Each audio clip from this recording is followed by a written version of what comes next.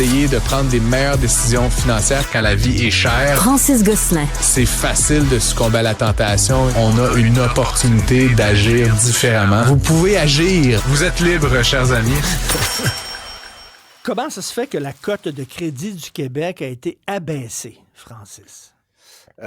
C'est pas facile à expliquer, mais grosso modo, Standard & Poor's, qui est une des grandes maisons là, qui évalue la fiabilité des entreprises et des États, a analysé les chiffres, notamment qui ont été présentés dans le dernier budget du ministre Girard, et a conclu que le Québec est moins fiable qu'il ne l'a déjà été, et donc ils ont abaissé notre cote. Grosso modo, Standard & Poor's, ils ont comme une échelle de 20 là, qui va de triple A à D. On était, mettons, au 4e rang, puis là, on est passé au 5e rang. Là. Donc, on va vers le bas. Mais c'est quoi les impacts concrets de ça? Les impacts concrets, c'est qu'évidemment, on est perçu par les marchés comme étant un petit peu moins fiable, là, et donc ça va faire en sorte d'augmenter le taux auquel on finance la dette du Québec. Juste à titre de rappel, là, le Québec doit 350 milliards de dollars. Là, juste, je ne sais pas si vous avez vérifié ça récemment. À chaque année, on en renouvelle une partie, là, parce que ça ne vient pas tout à échéance en même temps. Donc là, pour l'année 2025, on va renouveler environ 30 milliards de cette dette-là. Et selon ce que j'ai pu lire là, cet après-midi, ça va faire augmenter ce qu'on paye d'à peu près 0,1%. Mais c'est tellement un gros chiffre qu'on renouvelle. Puis là, tant que notre cote ne remonte pas, on va payer cette pénalité-là année après année, chaque fois qu'on renouvelle la dette. Ça va nous coûter environ entre 30 et 45 millions de plus par année sur notre vieille dette, juste pour payer les intérêts. Fait que, tu sais, 1 an, 2 ans, 3 ans, ça va être au-dessus de 100 millions, là, probablement, au cours des 3 prochaines années. Mais Francis, à chaque fois que je parle à des amis puis que je me dis inquiet de la dette du Québec puis de la dette du Canada, on me dit tout le temps, c'est pas important, là, c'est pas comme un individu, là.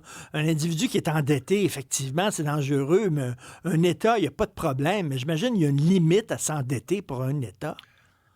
Il n'y a pas de problème. Il y a une limite, oui, puis il n'y a pas de problème. Dans la mesure où on accepte que sur chaque 100 piastres d'impôt que tu payes, puis que je paye, puis que tout le monde qui nous écoute paye, le premier 5 piastres et demi, 5 piastres et 50 environ, par tranche de 100 $, il va à payer juste des intérêts. Là. Fait qu'on n'a pas de service, on n'a pas de santé, d'éducation, de route, c'est juste pour payer les intérêts. Puis le reste, évidemment, est utilisé là, à d'autres fins. En tout et partout, à chaque année, il y a 10 milliards de l'argent des contribuables qui va à payer des excès du passé, là, on pourrait dire. Donc, c'est pas grave en soi, mais moi, personnellement, si on se donnait une discipline un peu pour faire baisser cet endettement à long terme-là, on aurait un petit peu plus de moyens, justement, pour se payer des rénovations d'écoles, des routes, toutes sortes de services, ou baisser éventuellement les impôts. Donc là, ultimement, à chaque fois que je vois des déficits comme celui qu'on nous a annoncé cette année, ce que ça fait, c'est que ça prolonge le malaise au lieu de le réduire. Ça fait en sorte que mes enfants vont payer aussi des dizaines de milliards d'intérêts et leurs enfants probablement aussi. Donc, c'est pas grave. Là, il n'y a personne qui va faire faillite. On ne va pas venir saisir le stade olympique. Mais ça reste que c'est problématique du point de vue de la gestion des États. Puis, c'est un peu paradoxal que plus c'est mal géré, plus tu payes cher d'intérêt, donc plus c'est difficile de s'en sortir. Tu sais. Là, on n'est pas dans une situation dramatique au Québec, mais c'est sûr que ça ne va pas dans la bonne direction. Puis pour un gouvernement qui a quand même été élu sur la base de cette idée qu'ils étaient des comptables, je trouve quand même un petit peu ironique qu'on se fasse donner une tape sur les doigts par les agences de notation. Et tu as vu aussi le texte dans le Journal de Montréal, là, tout l'argent qu'on a perdu au fil des ans, les millions qu'on a perdus pour des mauvais placements dans des entreprises qui se sont avérés des canards boiteux. Là. Effectivement, Richard. Donc, tout ça, ça témoigne évidemment d'une gestion pas prudente, une gestion un petit peu dilapidatoire, j'aurais envie de dire, des fonds publics. Et c'est un peu ironique, Richard, c'est quasiment en même temps, là, sur le fil de presse, puis dans les principaux médias québécois aujourd'hui, on apprenait la décote. C'est comme arrangé avec le gars des vues. On apprenait la décote, c'est ça, c'est la décision de SNP là, d'envoyer son communiqué de presse. Puis genre, dans les mêmes 5-10 minutes, on annonçait qu'on donnait un contrat de 40 quelques millions de dollars pour évaluer la faisabilité du 3e lien. Ben oui! C'est monac, les gars. Oui. On peut-tu arrêter avec ces âneries? Le nombre... Puis c'est drôle, parce que 40 millions, objectivement, sur 150 milliards de budget québécois, c'est pas grand-chose, mais c'est la somme de ces 40 millions-là. le nombre de niaiseries dans lesquelles on n'arrête pas d'injecter des fonds significatif est un peu fâchant. Puis on ne sait pas, évidemment, on sait, là, la CAQ essaye de parler à la gang de Lévis là, en essayant de leur acheter leur vote, là, mais tu sais, un peu trop tard, là, à 1 an des élections provinciales, à un moment donné, on peut-tu comme arrêter là, de mettre du feu dans des piles de billets verts? Ça serait peut-être une meilleure façon d'être élu que de continuer à essayer d'acheter des votes comme ça. Écoute, c'est drôle parce que hier, justement, on recevait un gars qui a écrit sur les dangers de l'électoralisme que ça fait, que nourrir le cynisme des gens. Mais là, tu le vois, là, le troisième lien, c'est seulement pour acheter des votes à Lévis. Francis, c'est la portion potin de la chronique, parce que tu m'as envoyé un texte du Wall Street Journal qui parle d'Elon Musk. Comment il fait pour avoir sa job et de jongler avec quoi? Il est rendu à 14 enfants? 14 enfants. En fait, il a eu 14 enfants. Malheureusement, il y en a un, son premier, qui est décédé. Il y a eu donc 14 enfants avec 4 femmes différentes, mais selon certaines sources, il y aurait beaucoup d'autres enfants qu'on ne connaît pas. Et la mécanique là, commence à être éclaircie parce qu'actuellement, M. Musk est devant les tribunaux avec la dernière, là, l'influenceuse MAGA, là, Ashley Sinclair, avec qui il a eu un enfant, Romulus Musk. On attend Rémus, là, j'imagine, bientôt.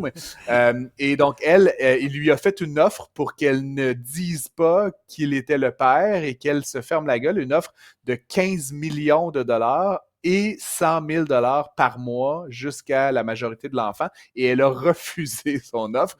Donc, elle le poursuit. Et donc, elle veut, j'imagine, plus. Là, ou en fait, je ne sais pas trop ce qui est exigé dans le cadre de la poursuite. Je n'ai pas fréquenté. Mais selon toute vraisemblance, il y aurait d'autres femmes avec qui il aurait eu des enfants, qui l'auraient notamment payé, à qui il aurait acheté le silence. Et donc, là, c'est quand même bizarre. Je ne sais pas combien de gens tu connais contemporains là, de nous, Richard, qui ont 14 plus enfants. Moi, j'en connais très peu. Évidemment, il faut être l'homme le plus riche au monde là, pour se permettre ça. Et puis, certains disent que M. Musk, qui a peur de la fin du monde, là, avec ses histoires d'aller sur Mars, puis la dénatalité, en fait, il essaierait lui-même de créer un baby boom à lui tout seul. Hein? C'est un petit peu ça qu'on pense. Là. Et donc, il voudrait, en préparation à l'apocalypse, se créer comme une armée personnelle d'enfants. Et c'est intéressant. C'est comme un artiste, en fait, quand tu regardes ça à la lumière là, des noms qu'il a donnés à ses enfants.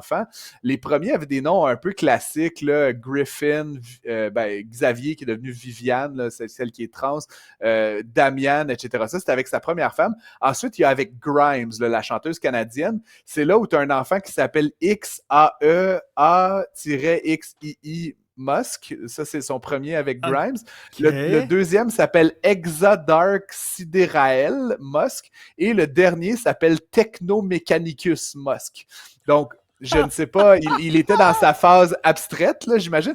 Et là, la dernière de ses épouses, Shivon Zilis, il a eu 4 enfants avec elle, Strider, Azus, Arcadia et Seldon Lycurgus. Donc, encore une fois, c'est comme un artiste, tu sais, il y a comme des phases, t'as comme la phase dark, la phase, je sais pas, inspirée, la phase science-fiction, ce qui est quand même, évidemment, là, quand même surprenant, on va dire ça comme ça. À la limite, un peu misogyne, là, si tu veux mon avis, Richard, de comme enfiler les femmes comme ça, leur faire des enfants, leur faire des chèques, puis leur dire de se fermer la gueule.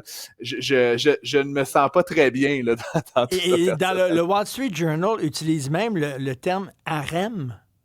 Ben, écoute, apparemment, là, puis j'ai pas vu de capture d'écran, mais Elon Musk utiliserait Twitter et il écrirait en message privé à des jeunes femmes, là, parce que c'est toujours de jolies jeunes femmes. Là, on voit Ashley Sinclair, là, bon, elle aime se montrer sous ses plus beaux atours, là, on va dire, sur les médias sociaux.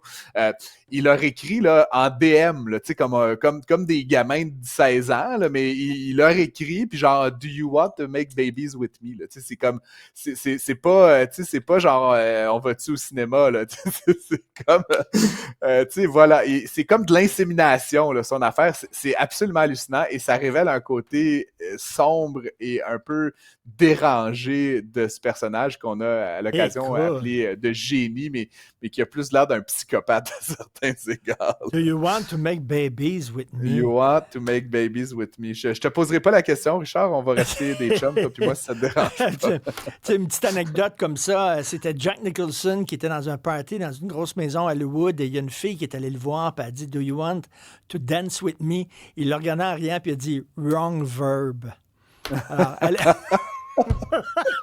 Mon Dieu. on se laisse Ok. là-dessus. Salut. Oui, ça, avant que ça dérape.